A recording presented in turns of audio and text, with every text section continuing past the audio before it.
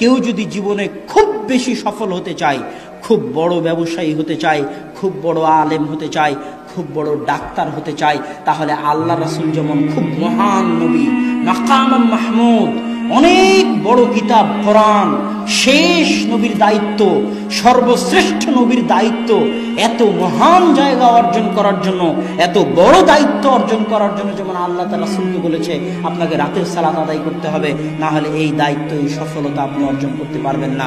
ঠিক প্রত্যেক মানুষের ক্ষেত্রে মানুষ যদি নিজ নিজ জীবনে বড় সফলতা অর্জন করতে চায়, খুব বড় পর্যায়ে পৌঁছতে চায়, তাহলে রাতের সালাতের বিকল্প নাই।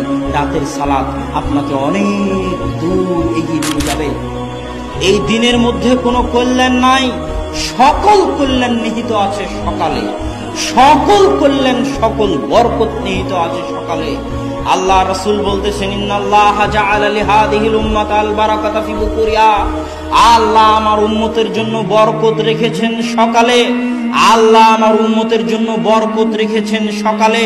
ইবনুল কাইয়িম রাহিমাহুল্লাহ বলতেছেন আমরা সালাফে সালিহিনকে দেখেছি লা ইয়ানামুনা বা'দা সালাতিল ফজরি, আমরা সালাফে সালিহিনকে দেখেছি তারা ফজরের সালাতের পরে কখনোই ঘুমাতেন না।